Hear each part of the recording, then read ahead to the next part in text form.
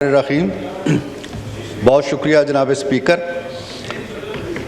Terrorism के हवाले से गुफ्तगू करते हुए मेरा ज़हन माजी की तरफ जाता है और मैं सोचता हूँ कि हमें जैसे बहुत ही अजीज़ दोस्त मुश्ताक साहब ने कहा, लाशें उठाते हुए, खून में लिथड़े हुए कूचा व बाज़ार देखते हुए, खून में लिथड़ी हुई मसाजिद देखते हुए, इबादत गाहें देखते हुए एक मुद्दत हो चली है, एक अरसा हो चला है। मैं ऐवान बाला का रुकन नहीं था, लेकिन मुझे इतना याद है कि इन हाउसेस से, चाहे ये हाउस है या ऐवान बाला है, इसी तरह की तकारीर होती रही हैं। उन तकारीर के अंदर इतना ही जोश व जज्बा था, इतना ही वलवला था, इतना ही दर्द था, इतना ही कर्ब था, इतनी ही कमिटमेंट थी इंसानियत के साथ। लेकिन नताइज क्या निकले हैं कि आज हम फिर उन्हीं तकारीर को दोहरा रहे हैं, वही नोहा पढ़ रहे हैं और वही रोना रो रहे हैं। उसकी वजह क्या है जनाब स्पीकर? वजह यह है कि हम order in the house please जी। वजह यह है जनाब स्पीकर कि तकारीर के बावजूद, दर्दमंदी के बावजूद जो काम हमें करने चाहिए थे उनमें कोताही हुई है। मैं किसी ख़ास हुकूमत पे तनकीद नहीं करना चाहता, लेकिन ये सवाल उठता है कि जो सूबा सबसे ज़्यादा दहशतगर्दी का गढ़ बना हुआ है, जहाँ आए रोज़ खून बहता है, वहाँ 10 साल से किसकी हुक्मरानी थी? किसको वाफर फंड्स मिलते रहे? किसने कितने इक़दामात किए, कितनी तदाबीर की? और जनाब स्पीकर, मैं ये बात ऐवान बाला में कह चुका हूँ कि इन लोगों के साथ जहाँ तक दीन का ताल्लुक़ है, नज़रिए का ताल्लुक़ है, इस्लाम का ताल्लुक़ है, जिहाद का ताल्लुक़ है, इन सब से मेरी भी वाबस्तगी है, लेकिन कत्ल व गारतगरी से नहीं हो सकती। मेरा दीन ये कहता है कि एक इंसान का कत्ल पूरी इंसानियत का कत्ल है। लिहाजा ये लोग ना इस्लाम से कोई वाबस्तगी रखते हैं, ना इंसानियत से रखते हैं। इसलिए ये भी पूछना चाहिए कि 10 बरस में जो नेशनल एक्शन प्लान था उस पर कितना अमल हुआ, मरकज़ में कितना हुआ और सूबे में कितना हुआ।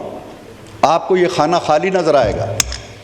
आज किससे हम पूछें कि मोहब्बत के मारे आपने जिन 5000 अफराद को यहाँ ला बिठाया है अफ़गानिस्तान से, TTP से वाबस्तगान को, वो कौन हैं? जनाब स्पीकर, उनका कोई हदूदरबा होगा, उनके नाम होंगे, उनकी वल्दियत होगी, उनका कोई पस मंज़र होगा, कोई पेश मंज़र होगा, कोई तय मंज़र होगा। ये कौन लोग हैं? कोई कमेटी बैठे और ये पूछे इनसे कि ये कौन लोग हैं, इनका तशख़्ख़ुस तो पता चले हमें। और जनाब स्पीकर, मुअज़्ज़ज़ मेंबरान से गुजारिश है कि ऊंची आवाज़ में गुफ्तगू करने से ऑनरेबल जो मेंबर हैं जिनके पास फ्लोर है वो डिस्टर्ब हो जाते हैं। बड़ी इम्पोर्टेंट उस पर आप बात करना सुन रहे हैं और वो कर रहे हैं, तो मेहरबानी फरमा के आपस की गुफ्तगू जो है यहाँ ना करें उसमें बैठ कर। जी बहुत शुक्रिया जनाब स्पीकर। मैं ये अर्ज़ कर रहा था कि PMLN की हुकूमत 13 से लेके 2017-18 तक बहुत कोशिशें होती रहीं। एक कमेटी बनी थी जिसमें मुझे भी डाला गया था। उस कमेटी के जवाब में एक तालिबान ने अपनी कमेटी बनाई जिनसे हमने मुज़ाकरात करने थे। तालिबान से मुराद मेरी ये है TTP, तहरीक तालिबान पाकिस्तान। आपको हैरत होगी, मैं ये सेनेट में बयान कर चुका हूँ कि जो तहरीक तालिबान ने अपनी कमेटी बनाई हुकूमत पाकिस्तान से मुज़ाकरात करने के लिए, जिसमें मौलाना समीउल हक थे, जिसमें मौलाना अब्दुल अजीज़ शाह थे, जिसमें प्रोफेसर इब्राहिम थे, उसमें तालिबान की कमेटी के एक रुकन का नाम था इमरान खान। उन्होंने कहा ये हमारी तरफ से बातचीत करेंगे।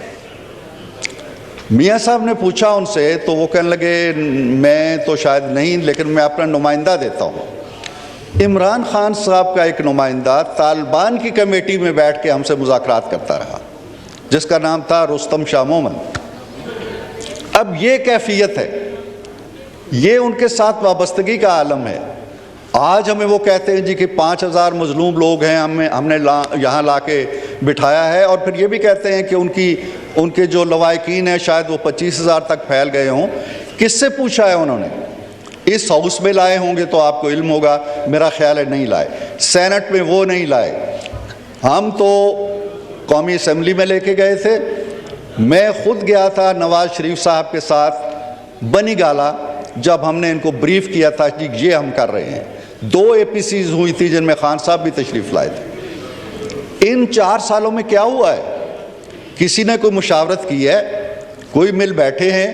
किसी ने बातचीत की ज़हमत की है? किसी ने इस हाउस को एतमाद में लिया है? किसी ने सेनेट को एतमाद में लिया है? आज बाहर उनकी तरजीहात वही हैं जो पहले तरजीहात थी।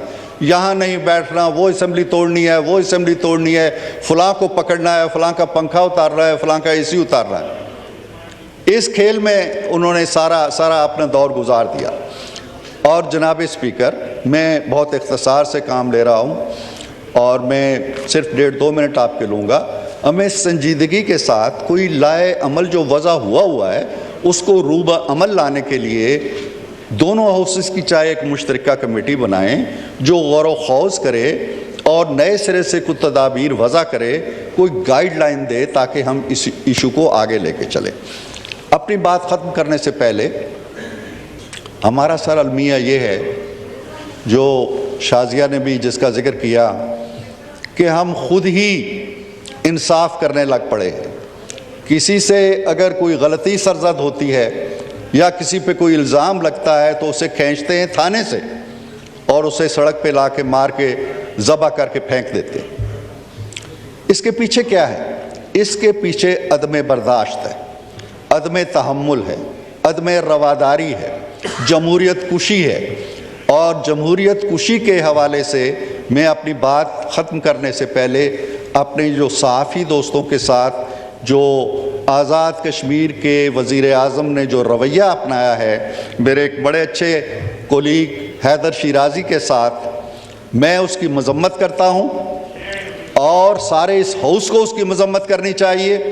वज़ीर आज़म के मनसब पे बैठे हुए नंगी गालियाँ देना, ये मेरा ख्याल है कि उन्होंने अपनी कुर्सी की भी तौहीन की है, अपने मनसब की तौहीन की है और आज़ाद कश्मीर के केस को नुकसान पहुँचाया है। तो मैं इनसे यकजहती का इजहार करता हूँ और मैं ये चाहूँगा कि एक कमेटी बने जो इस मामले का जायज़ा ले। ऐसे ले नहीं है, ये जब वज़ीर आज़म गालियाँ देगा तो फिर आम आदमी तो इसी तरह लोगों को घसीट के मारेगा। ये सौते वहाँ से फूटते हैं, नफ़रतें सर वहाँ से फूटती हैं।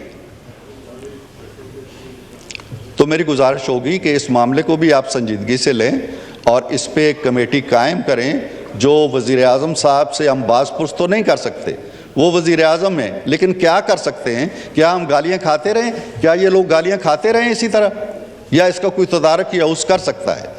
बहुत शुक्रिया सर। जनाब हाजी